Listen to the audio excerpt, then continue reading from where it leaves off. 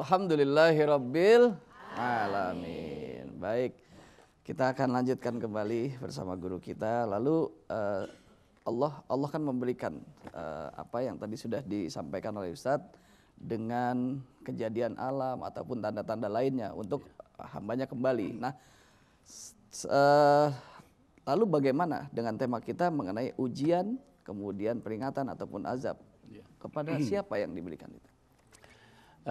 Begini, kadangkala kita tidak mendefinisikan dan tidak menempatkan definisi itu sehingga kita rancu untuk melakukan sebuah tindakan atau mencari solusi dari sesuatu kejadian. Sekarang apa itu ujian? Sebetulnya ujian itu diberikan kepada mereka-mereka yang terdaftar.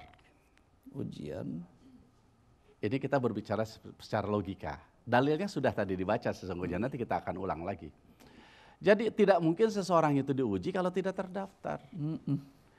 Ada anak yang sekolah di sebuah SMP atau SMA.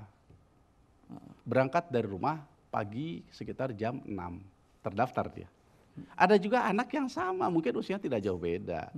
Berangkat sama ke sekolah yang sama, tapi dia tidak terdaftar. Paling pagi jam 5 dia sudah berangkat dari rumah. Bayangkan. Tapi yang dia bawa adalah tanggungan cilok. Dagangan. Saya ke sana. Sama-sama datangnya, bahkan dia lebih pagi, pulangnya bisa jadi dia lebih sore. Kenapa? Karena ada di kelas siang pun dia masih di sana. Tapi nanti setelah 3 tahun, yang mana yang dapat sertifikat atau ijazah? Yang sekolah, yang terdaftar. Yang sekolah. Terdaftar. Nah, yang sekolah akan dapat ijazah, sertifikat kalau dia memang sebagai siswa di sana. Maka pasti akan ada ujian bertahap. Yang pertama mungkin setelah belajar kurang lebih 1 bulan ada ulangan harian sebutnya. Tapi nanti ada ujian, ada ulangan semester. Semester demi semester ketemu dengan 6 semester, itu yang namanya dengan ujian akhir kelas 3 untuk melanjutkan SMA atau ke perguruan tinggi.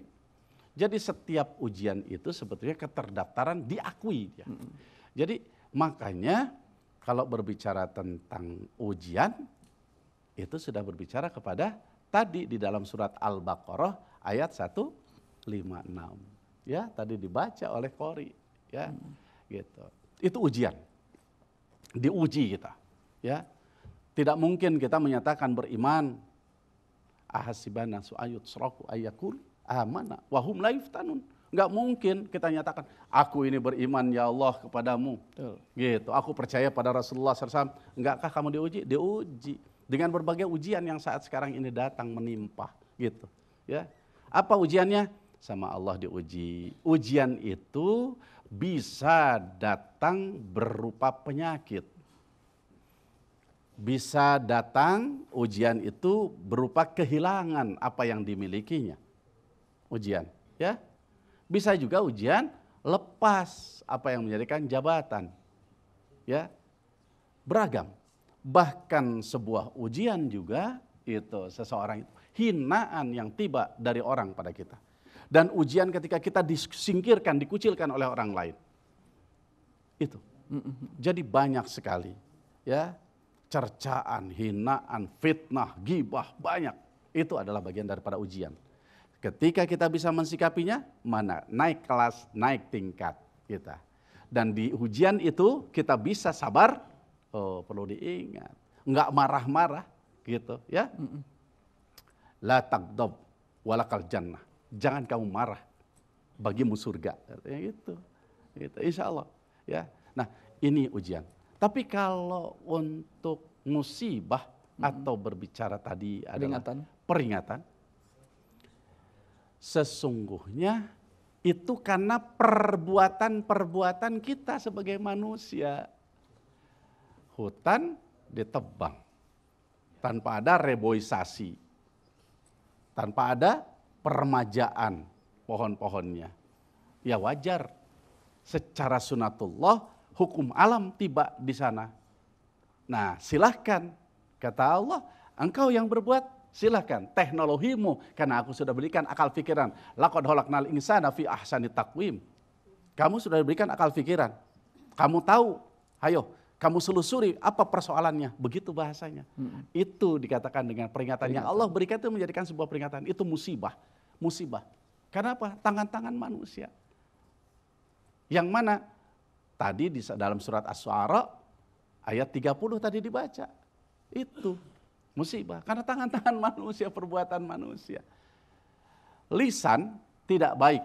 Ingat, musibah besar untuk bangsa ini kalau hanya sekedar bagaimana banjir bandang itu, maaf, itu menghilangkan beberapa nyawa, membuat orang akhirnya tergetar, membuat orang akhirnya sadar bahwa menciptakan lingkungan yang aman, yang bersih, semua itu perlu jadi bagus. Tapi musibah besar buat bangsa yang besar ini ketika lisan dan tangan ini tidak bisa diatur seenaknya bertutur kata, memukul, menyakiti tetangga, ya, bahkan kita berbuat sesuatu yang bohong disebarkan ke masyarakat, itu badai besar buat bangsa dan negara. Kita bukan ilmunya, kita bukan ahlinya, kita memasukkan sesuatu ke dalam itu, orang membacanya mengikuti jadi sesat. Ini banjir besar buat bangsa dan negara. Maaf para pemirsa dimanapun berada, jadi musibah. Berbicara tentang ujian, ada dikatakan musibah ini kalau kita yang berbuatnya. Ucapan itu jadi musibah bangsa ini. Masyarakat tak percaya pada pemerintah, bisa jadi. Anak tak percaya pada orang tuanya, adik dengan kakaknya berseteru, gara-gara apa? Gara-gara hal-hal yang sepele yang dia terima. Bayangkan, kalau ini terus bergulir, sesungguhnya musibah besar itu adalah ini. Ya.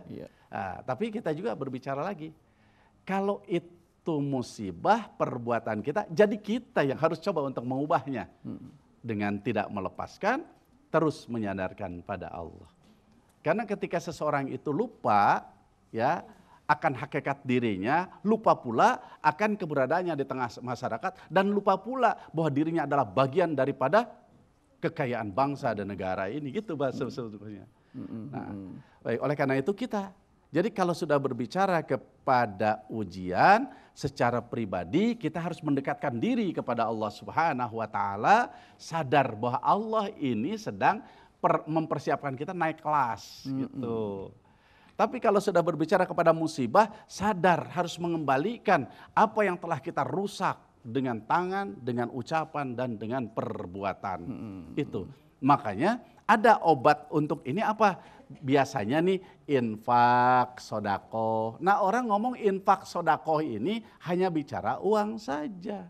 Padahal sodakoh kita, nanam pohon itu sodakoh. Nanam pohon mangga, apa nanti buahnya kita akan nikmati semuanya?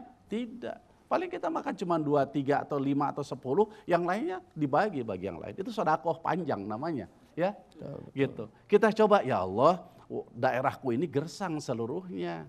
Pantas kalau seperti ini. Yuk kita buat penghijauan di wilayah kita, di gang kita hijaukan semua. Oh, kalau kita punya sebagai inspirator pasti akan berbuat itu. Nah, ini semuanya akan muncul kalau kembali kita melibatkan Allah dalam setiap hal, sadar perbuatan kita ini karena tadinya lupa kepada Allah Subhanahu wa Ta'ala. Artinya kita harus kembali ingat kepada Allah Subhanahu wa Ta'ala. Yang ketiga, bicara azab.